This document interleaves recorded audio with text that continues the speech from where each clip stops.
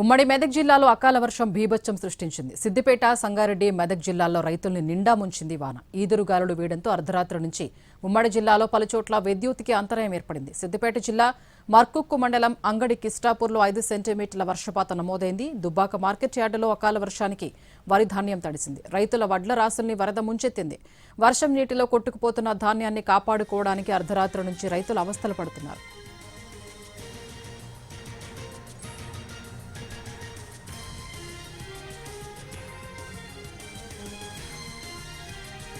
సంగారెడ్డి జిల్లా హత్నూరలో 6.1 సెంటీమీటర్ మేర వర్షపాతం నమోదైంది. అర్ధరాత్రి కురిసిన అకాల వర్షానికి ధాన్యం తడిచిపోవడంతో ఆందోళనలో ఉన్నారు రైతులు. మెదక్ జిల్లా నర్సాపూర్ మండలం కాగజ్ మద్దూరులో 4.3 సెంటీమీటర్ల వర్షం నమోదైంది. నర్సాపూర్, తూప్రాన్, చేగుంట, రామాయంపేటల్లో అకాల వర్షానికి కల్లాల్లోని వరి ధాన్యం తడిచింది.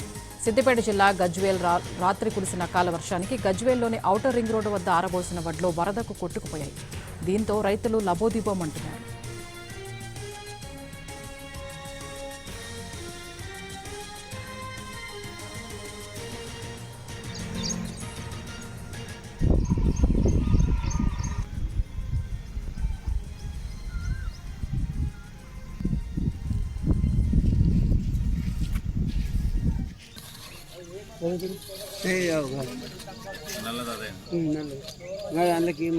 విజయపల్లి గ్రామంలో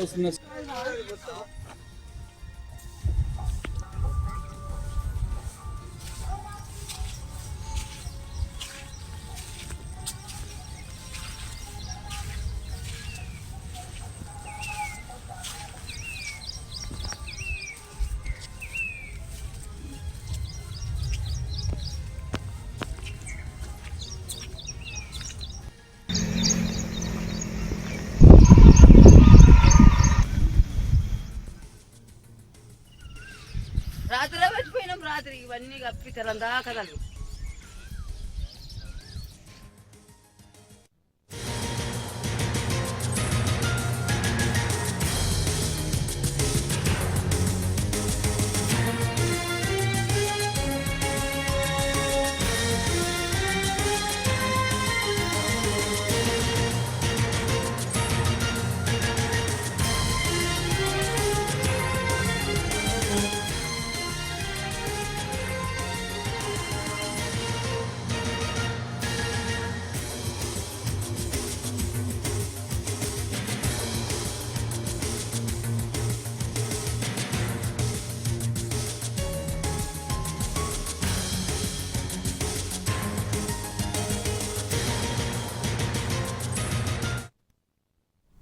సిరిసిల్ల జిల్లాలో అకాల వర్షం బీభత్సం సృష్టించింది. భారీ వర్షానికి ధాన్యం తడిసి ముద్దైంది. గాలి దుమారానికి ధాన్యంపై కప్పిన టార్పాలిన్ కవర్లు కొట్టుకుపోయాయి. కొనుగోలు కేంద్రాలు చిత్తడిగా మారాయి.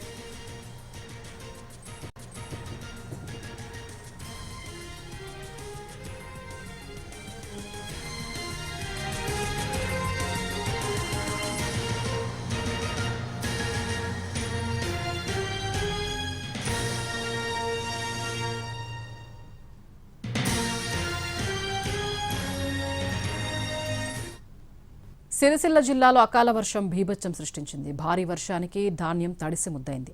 పూర్తి డీటెయిల్స్ కరీంనగర్ నుంచి మా ప్రతినిధి భాస్కర్ లైవ్ లో అందిస్తారు. భాస్కర్, స్వప్న, ఉమ్మడి కరీంనగర్ జిల్లా వ్యాప్తంగా గాలి వాన బీభత్సం సృష్టించింది. నిన్న అర్ధరాత్రి ఒక్కసారిగా వచ్చిన ఉరుములు, మెరుపులు, ఈ ఈదురుగాలులతో కొనుగోలు కేంద్రాల్లో ఉన్న ధాన్యం మొత్తం కొట్టుకుపోయింది. దానికి మొత్తం టార్పాలిన్ కవర్లు కొట్టుకుపోయిన తర్వాత ధాన్యం తడిసిపోయింది. మనం ఇక్కడ విజువల్లో చూడొచ్చు. మనం ప్రస్తుతం కరీంనగర్ మార్కెట్ యార్డ్లో ఉన్నాం.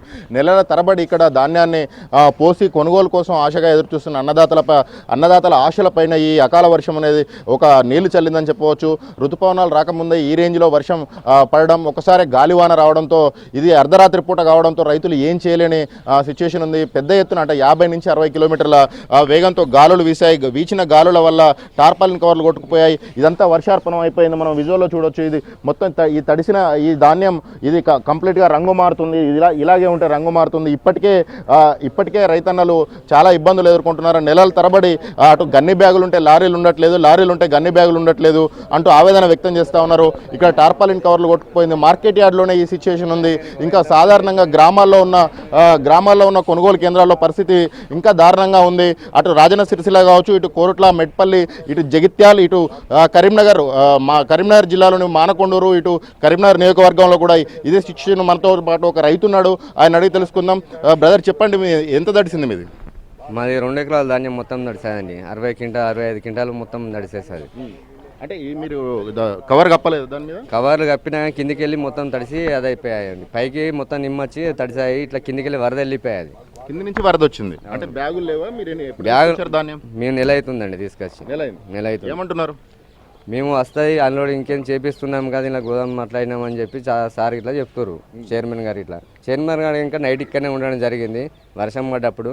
ఇప్పుడు ఇంకా ప్రొద్దున్నే వచ్చి తొందరగా రైతులపై చర్య తీసుకోవాలని తను ఇంకా చెప్తుండ్రు. కాకుంటే తడిసిన తర్వాత ఏం చర్య తీసుకున్నా కానీ మాకు మళ్ళీ ఆరబెట్టి జిల్లా కేంద్రంలో పోస్తుంది కదా, గ్రామాల్లో అంటే లారీలు రావట్లేదు. అది ఇది జిల్లా కేంద్రమే కదా, జిల్లా కేంద్రంలో మార్కెట్ యార్డ్లో ఇట్లా ఉంటుంది. జిల్లాలోనే ఇట్టున్న తర్వాత ఇంకా చుట్టుపక్కల మాకు ఐకేపీలో ఇంకా అవిట్లలో ఇంకా ఎంత తిప్పలు ఉండాలి మాకు. మాపై చూడండి ఒకసారి మా చూస్తే కనిపిస్తుంది ప్రతి ఒక్కరికి మా ఇబ్బందులు. మాకు నెల రోజులు అవుతుంది మేము కవర్ తీసుకోవాలి దీనిలో కిరాయికి. ఇప్పుడు మాకు దీన్ని బిల్ చేయించి ఇంకా మేము ఆల్రెడీ నెల దగ్గరికి వస్తుంది.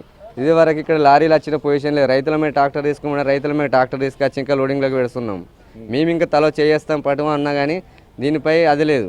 అంటే లారీలు రాకుండా ట్రాక్టర్లను కూడా వాడుకోమన్నారు కదా, అది తీసుకొచ్చాం. ట్రాక్టర్లు అందులో అటు ఎంటీ బండ్లే ఉన్నాయి. చూడండి మీరు చూస్తే మీకు ఇంకా మీ కళ్ళ ముంగలే కనిపిస్తున్నాయి. అక్కడ చెప్తున్నారు అంటే ధాన్యం అధికంగా తూకం వేస్తున్నారు, తాలు తక్క తరుగు మీద. తరుగుపై వేసిన ధాన్యంపై దాని మీద బరాబరి వచ్చేసాయి, అన్ని బరాబరి ఉన్నాయి. ఇప్పుడు మొత్తం ధాన్యం తడిసింది. ఇప్పుడు మా పరిస్థితి ఏంది? రంగు మారే అవకాశం ఉంటుంది, మొలకొస్తాయి, దాన్ని మురిగిపోతాయి, మురుగుతాయి, మొలకొచ్చేది మొలకొస్తాయి. దీనిపై ఇంకా మాపై తూకం తీసుకోకుండా ప్రతి ఒక్క రైతుపై మళ్ళీ అదనంగా చెల్లించకుండా మాపై తీసుకోవాలని మేము చర్య చేసుకుంటాం తొందర. దీనిపై అకాల వర్షం కురిసింది. అకాల వర్షం నేపథ్యంలో ధాన్యం తడిసింది. ఒకవైపు పళ్ళ తోటలకు అంటే మామిడికాయలు చివరి దశలో ఉన్నాయి, వాటికి కూడా తీవ్ర నష్టం వాటిల్లింది. ఇక్కడ ఒక రైతు ఉన్నాడు. ఈ అకాల వర్షం వల్ల ఎటువంటి నష్టం జరిగిందో ఆయన మాటలో తెలుసుకుందాం. చెప్పండి, మీది ఎంత తడిసింది? నాది ఒక 2-3 క్వింటాల దాకా వడ్లు తడిచినాయి. అయితే నేను 2 తారీఖు నాడు వడ్లు తీసుకొచ్చి పోసిన బీట్లే పోసినాక 8 రోజులు 4 రోజులకే మ్యాచ్ వచ్చింది. మ్యాచ్ వచ్చినాక వారం 10 రోజుల దాకా రాకు, మ్యాచ్ వచ్చినా కానీ 10 రోజుల దాకా రాకు బారదని అన్నాడు. అయినా రోజు పొద్దున వచ్చి సాయంత్రం రాకు ఇన్నే వండుకుంటూ ఉన్నాం. రాత్రి 8-9 గంటలకు వర్షం వచ్చి పరదలు కొట్టుకపోయిన కొద్దీ మేము కప్పుకుంటా బండలు వేసుకుంటా ఈయన్నే కష్టపడుకుంటున్నాం. అకాల వర్షాలకు ఇటు ధాన్యం తడిసిపోయింది, అటు కవర్లు కొట్టుకుపోయాయి. కొనుగోలు కేంద్రాల్లో 50 నుంచి 60 కిలోమీటర్ల వేగంతో వీచిన గాలి వల్ల చెట్లు విరిగిపోయాయి పెద్ద ఎత్తున. ఇదొక తీరని నష్టాన్ని కలిగించింది. అర్ధరాత్రి వచ్చిన వర్షం కావడంతో ఎవరు ఏం చేయలేని పరిస్థితి. ఒకవైపు విద్యుత్ వైర్ల పైన పడడంతో విద్యుత్ వైర్లు తెగిపోయాయి. అటు ఫ్లెక్సీలు కరీంనగర్ నగరంలో అయితే గాలివాన బీభత్సం సృష్టించింది. అటు మానకొండూరు నియోజకవర్గంలో కూడా పెద్ద ఎత్తున నష్టం వాటిల్లింది. ప్రజల జనజీవనం స్తంభించిపోయిందని చెప్పవచ్చు. Swapna. Right, thank you Bhaskar.